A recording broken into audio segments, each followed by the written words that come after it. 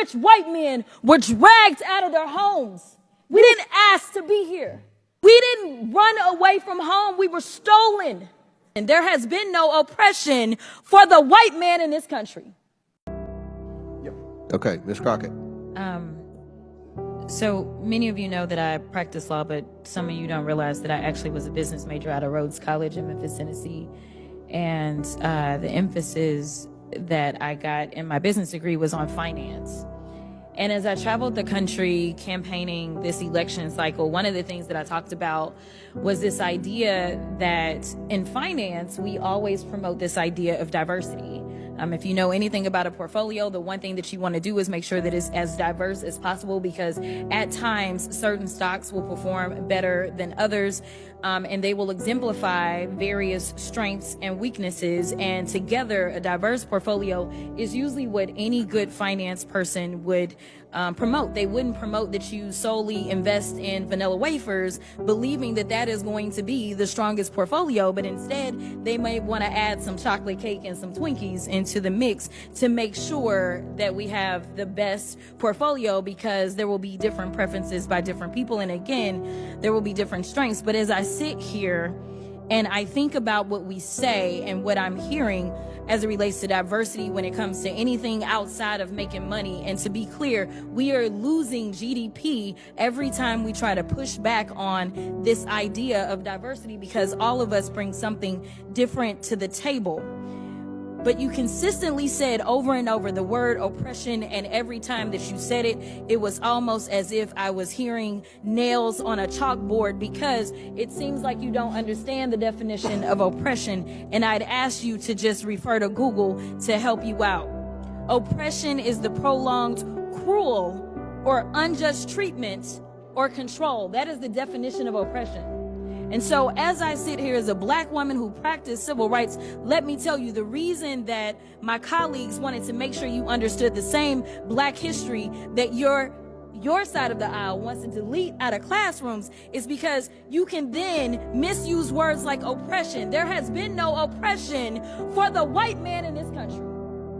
You tell me which white men were dragged out of their homes.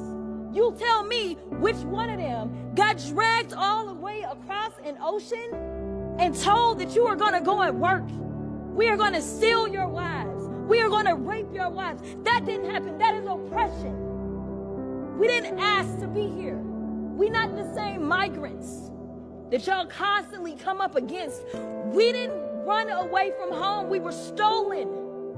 So yeah, we are going to sit here and be offended when you want to sit here and act like, and don't let it escape you that it is white men on this side of the aisle telling us, people of color on this side of the aisle, that y'all are the ones being oppressed, that y'all are the ones that are being harmed.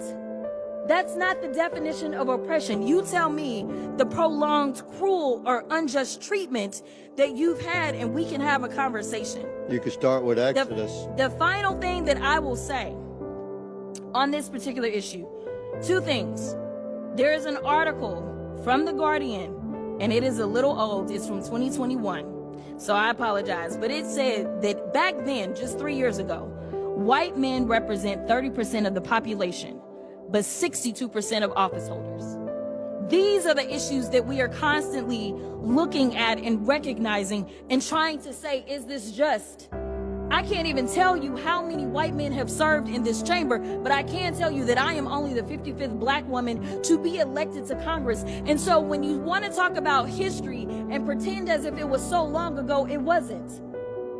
Because again, I am just number 55. Finally, when we start to talk about what do these numbers do as we're trying to say that diversity, equity, and inclusion is the problem, the reality is that when it comes to financial performance, companies with more diverse workforces are more likely to outperform their competitors. Companies in the top quartile for racial diversity are 35% more likely to outperform their peers on profitability. Companies with diverse executive teams are 25% more likely to generate greater profits. Diverse companies earn 2.5 times higher cash flow per employee.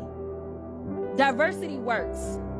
And until you can show me data that says otherwise, I think that we need to go back to being a country that listens to experts and gets out of our feelings and recognizes again that racism is real in this country, and until we stop pretending that it's not, we will not solve the problems that we are consistently facing, and that will bring real unity that we seek when we're looking for a more perfect union.